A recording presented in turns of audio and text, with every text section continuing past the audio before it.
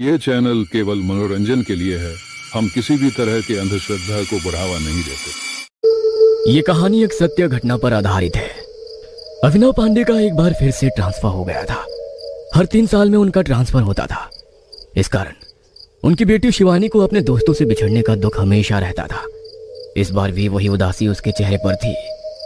2 दिन बाद उन्हें एक नए शहर में जाना था और इस बार भी सारे दोस्त हमेशा के लिए छूट जाने वाले थे। रात के 12 बजे शिवानी अपनी सबसे प्यारी दोस्त मिली से फोन पर बातें कर रही थी। मैं जब बड़ी हो जाऊंगी ना तो मैं पापा वाली जॉब कभी नहीं करूंगी। कितनी बकवास नौकरी है इनकी, सब कुछ हर 3 साल में छूट जाता है। पता नहीं मम्मी कैसे मैनेज करती है। तेरी याद बहुत आएगी शिवानी, तेरी भी यार। मेरा बस चले तो मैं कहीं ना जाऊं, कभी ना जाऊं। शिवानी की माँ सरिता को तो अब पति के बार बार होने वाले ट्रांसफर की आदत हो गई थी, लेकिन 13 साल की शिवानी के लिए यह सब कुछ आसान नहीं था। 2 दिन बाद सारा सामान पैकेज और मोबाइल्स के हवाले कर शिवानी के पिता उसे और अपनी पत्नी को लेकर कार से नए शहर की ओर निकल पड़े। हाईवे पर कार फुल स्पीड में गुजर रही थी। शिवानी उदास सी बाहर की ओर देख रही थी। तभी अचानक उसकी नजर रास्ते से गुजर रहे खेत में खड़े एक डरावने स्केयरक्रो यानी पुतले पर पड़ी। मम्मी वो स्केयरक्रो देखो, कितना अजीब है। अरे हाँ, मैंने पहले कभी ऐसा पुतला नहीं देखा। कितना ऊंचा है। शिवानी को वो पुतला बहुत डरावना लगा। उसे लग रहा था कि वो पुतला उसे घूर रहा है और अपने पास बुला रहा है। तभी अचानक एक जोरदार धमाके की आवाज आई और कार पूरी तरह अनबैलेंस हो गई। हाँ, क्या हुआ अभिनव? ये क्या था? लगता है टायर पंचर हो गया है। सभी लोग गाड़ी से उतरे। अभिनव ने कार की स्टेपनी निकाली और दूसरी टायर लगाने लगे। सरिता और शिवानी हाईवे के किनारे उस खेत के पास खड़े उसे निहारने लगे। मम्मी कितने सारे भुट्टे लगे हैं ना खेत में। तुझे खाना है क्या? मन तो है, लेकिन यहाँ इसे सेकेंगे कैसे? अरे इन खेतों के रखवाले इधर आसपास ही होते हैं, उनके पास सारा जुगाड़ होता है। मैंने और तुम्हारे पापा ने तो कई बार खाए हैं ऐसे भुट्टे। पर यहाँ कोई दिख क्यों नहीं रहा है मम्मी? हाँ, दिख तो नहीं रहा है। चलो ना चलते हैं खेतों के बीच में।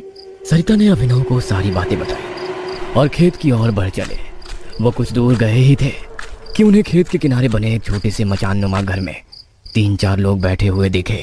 नमस्ते भैया, हम हाईवे पर सफर कर रहे थे तो हमारी कार का टायर पंक्चर हो गया। हमारी बेटी को भूख लग रही है, क्या हमें कुछ भुट्टे मिल सकते हैं? उसमें से एक आदमी उठकर उनके पास आया। उसकी आंखें बड़ी डरावनी लग रही थी। उसने दोनों को घूरते हुए कहा, हाँ हाँ, क्यों नहीं, आप लोग बैठिए, हम भुट्टे सेक देते हैं। शिवानी और सरिता दोनों डर तो गए थे, लेकिन फिर भी वे वहीं बैठ गए। उस आदमी ने भुट्टे सेकने शुरू किए और कुछ देर बाद गर्मा गर्म भुट्टे लाकर शिवानी को दिए। Thank you uncle. शिवानी ने एक भुट्टा उठाया और खाने लगी। तभी उसे लगा कि उसके पेट में अजीब सा कुछ हो रहा है। उसने तुरंत भुट्टा खाना छोड़ दिया और सरिता के पास जाकर बोली, मम्मी मेरा पेट दर्द हो रहा है। सरिता ने उसकी ओर देखा। अचानक से शिवानी की आंखें लाल लाल होने लगी, एकदम खून की तरह लाल। शिवानी, शिवानी तेरी आंखों को क्या हो रहा है? पता नहीं मम्मी, पर आंखों में बहुत जलन हो रही है। चल चल बेटा, यहाँ से चल, पापा के पास चलते हैं। तभी वही आदमी जिसने भुट्टे दिए थे हंसते हुए उसके पास आया। उसके चेहरे पर बहुत ही रहस्यमयी मुस्कान थी। उसी मुस्कान के साथ उसने कहा,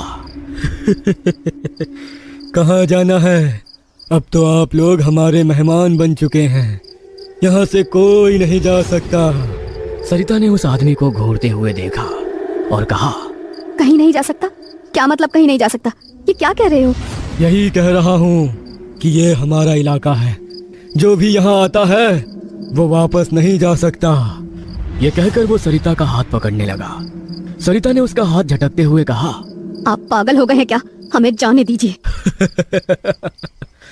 अब तो बहुत देर हो चुकी है।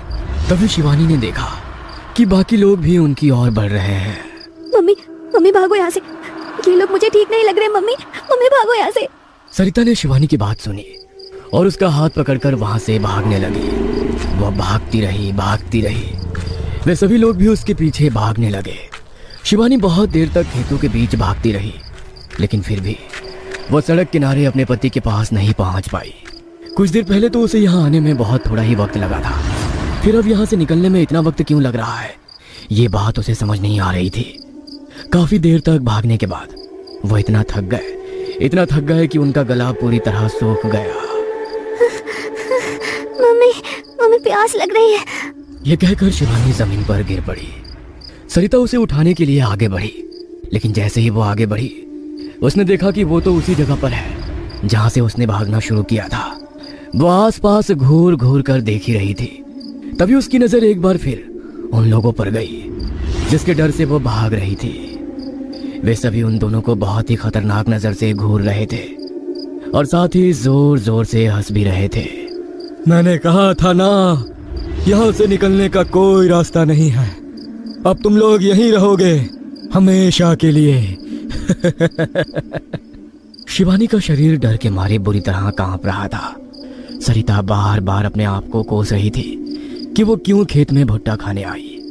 तभी उन लोगों में से एक आदमी ने जोर से चिल्लाते हुए उन दोनों से कहा, पास ही कुआं है, तुम जाकर अपनी बेटी को नहला दो। नहला दूं? लेकिन क्यों? जितना बोला वो करो, ज्यादा सवाल जवाब मत करो। सरिता के पास उन लोगों की बातों को सुनने के अलावा कोई चारा नहीं था। वो शिवानी को लेकर कुएं की ओर बढ़ने लगी। वह कुआं काफी गहरा था और बहुत ही पुराना। कुएं के अंदर काफी झाड़ियां उगाई थी, इसलिए कुएं का पानी बहुत ही कम दिख रहा था।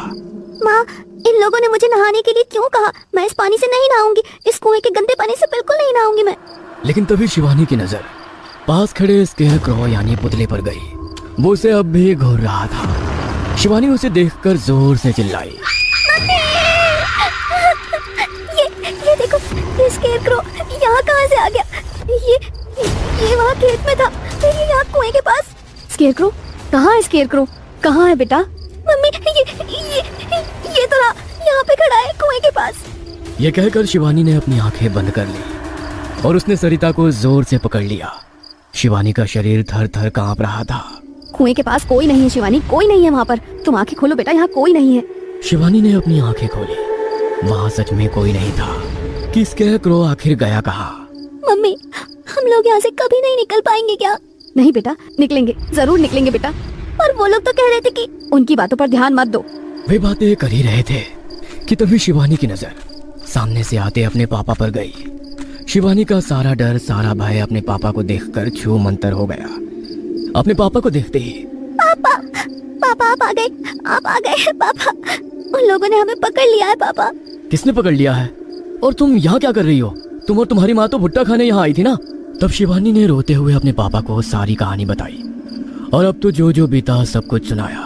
ओह, कहाँ है वो लोग? और तुम्हारी माँ कहाँ है? पापा, मम्मी तो यही है, यही तो खड़ी है मेरे पास।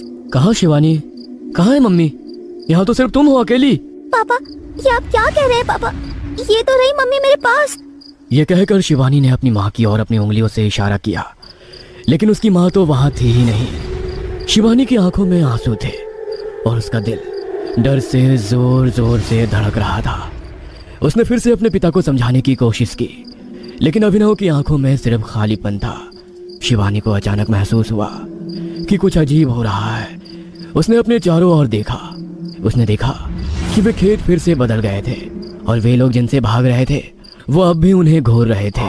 पापा, पापा प्लीज, हमें यहाँ से निकलना होगा। देखो, देखो इन लोगों को, ये कैसे घूर रहे हैं हमें।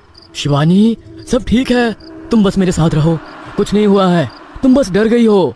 शिवानी को लग रहा था कि उसके पिता भी अब उन लोगों के प्रभाव में आ गए थे। उसने अपने पिता का हाथ पकड़ा और उन्हें वहां से खींचने की कोशिश की, लेकिन अभिनव ने उसे अपनी जगह पर खींच लिया। शिवानी, तुम यहाँ से कहीं नहीं जा सकती। शिवानी के दिल में अब और डर भर गया। उसने अपने पिता की आंखों में देखा, उनकी आंखें भी अब खून की तरह लाल हो गई थी। शिवानी ने अपने चारों ओर देखा। वे लोग एक बार फिर से धीरे धीरे उनकी ओर बढ़ रहे थे। नहीं नहीं, प्लीज हमें छोड़ दो, प्लीज हमें जाने दो प्लीज। लेकिन वे लोग बस हंस रहे थे। तभी अचानक एक तेज हवा का झोंका आया और शिवानी को लगा कि उसका शरीर हवा में उठ रहा है। शिवानी अब हवा में तैर रही थी और वे लोग नीचे से उसे घूर रहे थे। शिवानी जोर से चिल्लाई, लेकिन उसकी आवाज अब धीरे धीरे खामोश होने लगी थी। उसने अपनी आंखें बंद कर ली और प्रार्थना करने लगी। तभी अचानक उसने महसूस किया कि वो जमीन पर गिर रही है। उसने अपनी आंखें खोली और देखा कि वो अब भी उसी खेत में थी, लेकिन इस बार वहां कोई नहीं था। ना वे लोग, ना उसका पिता, ना उसकी माँ। शिवानी अकेली थी और उसे समझ नहीं आ रहा था कि ये सब क्या हो रहा था। उसने अपने चारों ओर नजर दौड़ाई। वो पुतला अब भी वहीं खड़ा था और उसे घूर रहा था। शिवानी ने हिम्मत जुटाई और उस पुतले के पास गई। तुम कौन हो और ये सब क्या हो रहा है? मेरे मम्मी पापा कहाँ हैं? वो सारे लोग कहाँ गए? पुतला उसकी ओर देखने लगा और फिर धीरे धीरे हंसने लगा। उसकी हंसी ने शिवानी के रोंगटे खड़े कर दिए। उसने पीछे हटने की कोशिश की, लेकिन उसके पैर मानो जमीन में धंस गए थे। तुम कभी यहाँ से नहीं जा सकोगे। ये जगह अब तुम्हारी कब्रगाह है। शिवानी की आंखों में आंसू थे और दिल में खौफ। उसने फिर से अपने चारों ओर देखा। सब कुछ धीरे धीरे गायब हो रहा था। उसे लग रहा था कि वो अब कहीं और जा रही है, एक ऐसी जगह जहां से वापस आना मुमकिन नहीं था। और फिर सब कुछ अंधेरा हो गया। अगली सुबह उस हाईवे पर एक कार खड़ी मिली जिसका टायर पंचर हुआ था। कार के अंदर कोई नहीं था। चारों ओर सन्नाटा था। कोई नहीं जानता था कि उस कार में सवार लोग कहाँ गए थे। शायद वे अब भी NH 87 के किनारे उस रहस्यमय खेत में फंसे हुए थे, हमेशा के लिए।